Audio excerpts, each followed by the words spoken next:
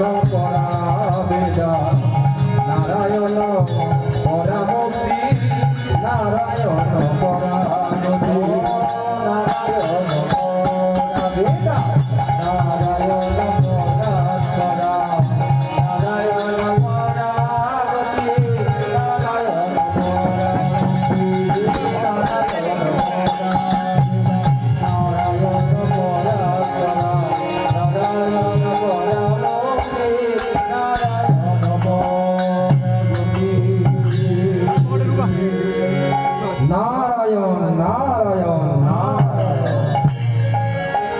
তাহলে গর্ভবতী মা নারদ মুনির সাথে নারদ মুনির আশ্রমে পৌঁছে গেলেন।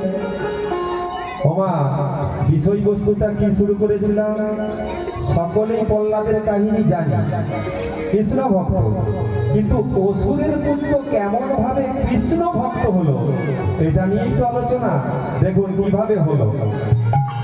প্রত্যেকদিন নারদ মুনির আশ্রমে গিয়ে কি করেন? ভগবানকে লাগানো ভোগ প্রসাদ রূপে সেবা করেন। গর্ভবতী তো, আর প্রত্যেকদিন ভগবানের নাম কীর্তন দুই করণে প্রবেশ করে। একদিকে নামামৃত, একদিকে প্রসাদ অমৃত, দুই অমৃত মিলে গর্ভ যখন পরিপূর্ণ হলো তখন গর্ভের সন্তান ও কৃষ্ণ ভক্তিতে ভরপুর হয়ে বিদায় গৌর প্রেমানন্দে হরি হরি।